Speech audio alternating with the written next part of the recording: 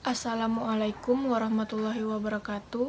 Kami dari kelompok 3 akan mempresentasikan ideologi kapitalisme liberalisme di Amerika Serikat.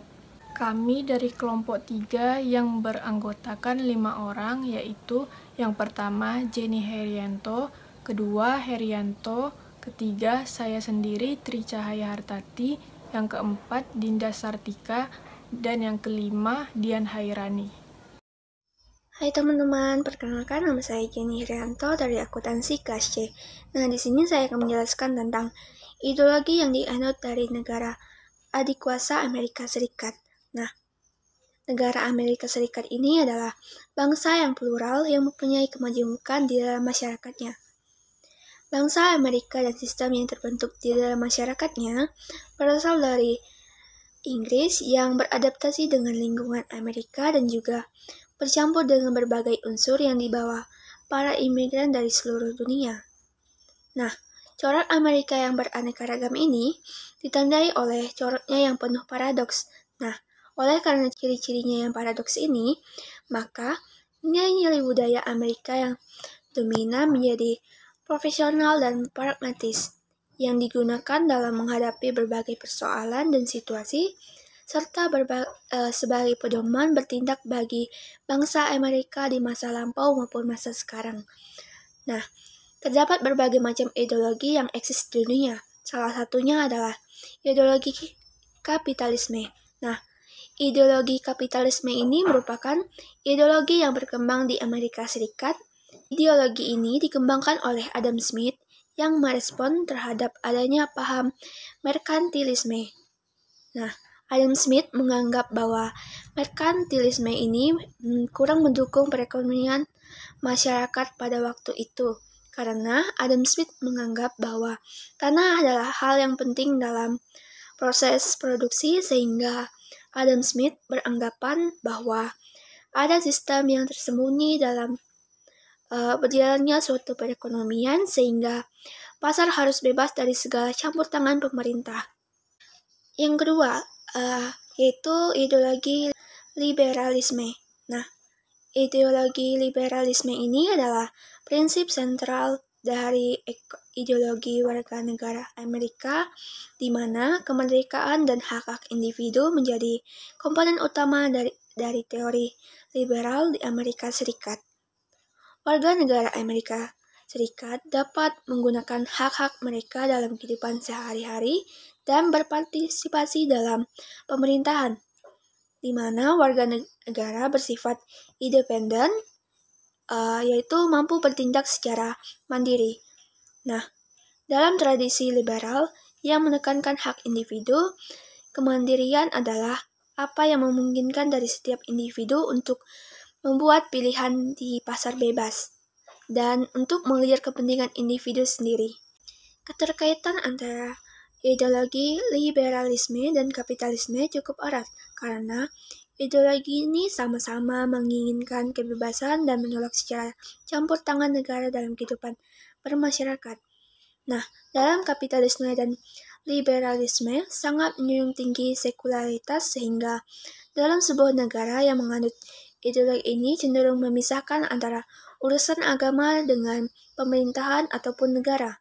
Dalam kehidupan bermasyarakat, setiap individu dapat beragama maupun tidak beragama.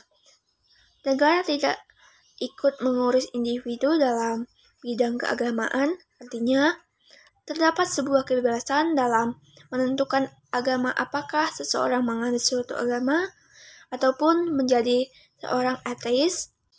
Hal tersebut di negara yang menganut ideologi kapitalisme liberalisme merupakan hal yang sah dan legal. Sementara itu, dalam bidang ekonomi, kapitalisme sering dikatakan merupakan wujud dari ideologi liberalisme. Dalam sektor ekonomi, perekonomian dalam liberalisme dan kapitalisme sebenarnya hampir sama, yakni menekankan setiap individu dalam kebebasan. Dalam liberalisme dan kapitalisme menentang adanya campur tangan pemerintah dalam suatu perdagangan maupun sektor perekonomian. Baik, selanjutnya kita akan memasuki ke dalam pembahasan mengenai nilai-nilai yang mendasari ideologi kapitalisme liberalisme di Amerika Serikat. Yang pertama adalah nilai kapitalisme. Nah, paham kapitalisme juga merupakan suatu paham yang menuntut sebuah kebebasan, sama seperti paham liberal. Namun, paham kapitalis ini lebih berfokus pada kebebasan dalam hal kepemilikan dan pengelolaan kekayaan tanpa campur tangan pemerintah. Nah, di dalam slide itu terdapat ungkapan pasar merupakan inti kehidupan kapitalis. Artinya, individu Amerika yang memiliki modal dalam usahanya boleh meraih keuntungan yang sebesar-besarnya. Nah, dengan prinsip tersebut, pemerintah tidak dapat melakukan intervensi pasar untuk memperoleh keuntungan bersama. Namun, intervensi pemerintah ini dilakukan untuk kepentingan-kepentingan pribadi. Nah, jelasnya seperti ini. Kalau dalam ideologi Pancasila, pemerintah tidak sepenuhnya memberikan kebebasan setiap individu untuk mengolah hasil bumi demi keuntungan pribadi.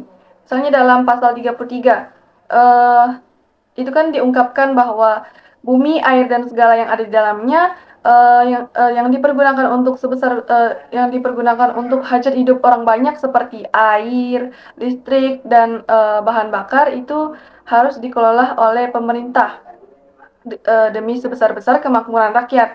Nah, sedangkan dalam negara kapitalis, karena mereka diberikan kebebasan sepenuhnya untuk mengelola kekayaan mereka, maka pemerintah tidak akan ikut campur tangan seperti halnya di Indonesia.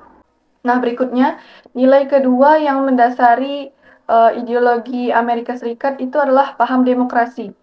Paham demokrasi merupakan paham yang menuntut kebebasan atas individu dalam kehidupan bermasyarakat, di mana semua warga negara di Amerika Serikat itu memiliki hak yang sama untuk pengambilan keputusan yang dapat mengubah hidup mereka. Landasan demokrasi mencakup kebebasan berkumpul dan berserikat, kebebasan mengutarakan pendapat, kebebasan ikut serta dalam kegiatan politik maupun kewarganegaraan, hak untuk hidup, serta hak bagi kaum-kaum minoritas. Nah, di Amerika Serikat, paham kapitalisme dan demokrasi ini berkembang bersama-sama yang bertujuan untuk membebaskan individu dari penindasan, serta membatasi golongan kaya memeras golongan yang lemah. Baik, sekian dari saya. Selanjutnya akan dijelaskan oleh pemateri berikutnya. Nilai-nilai dasar ideologi Amerika itu terbagi menjadi dua, yaitu nilai-nilai kapitalisme dan demokrasi, dua, nilai-nilai individualisme dan egalitarianisme. Individualisme berkaitan dengan kebebasan luas yang dimiliki warga negara Amerika, sedangkan egalitarianisme berkaitan dengan kecenderungan berpikir atas kesetaraan sosial bagi semua orang. Individualisme adalah nilai kesetaraan bagi semua orang Amerika yang telah menghasilkan ide-ide tentang kebebasan. Bangsa Amerika mengutamakan kebebasan juga dikarenakan melekatnya negara pada nilai kapitalisme. Nilai egalitarianisme juga dijunjung tinggi dalam tradisi demokrasi di Amerika. Semua orang berhak mendapatkan kesetaraan, kehormatan, dan kekayaan serta dihargai hak-hak asasinya. Bangsa Amerika sangat menjunjung tinggi kesamaan dan kesetaraan karena memungkinkan bagi laki-laki atau perempuan untuk menemukan dan mengembangkan kepribadian mereka yang terbaik. Selanjutnya yaitu membandingkan nilai-nilai ideologi liberalisme dengan ideologi Pancasila. Liberalisme adalah prinsip sentral dari ideologi warga negara Amerika, di mana kemerdekaan independence dan hak individu atau individual rights menjadi komponen utama dari teori liberal di Amerika Serikat.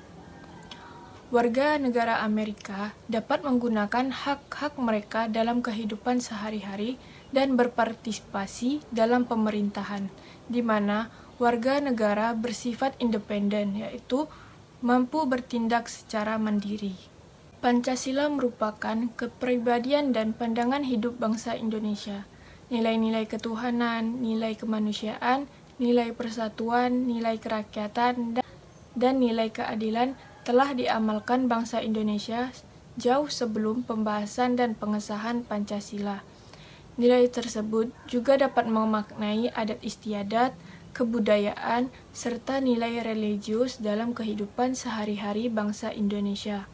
Sehingga bangsa Indonesia tidak dapat dipisahkan dari Pancasila.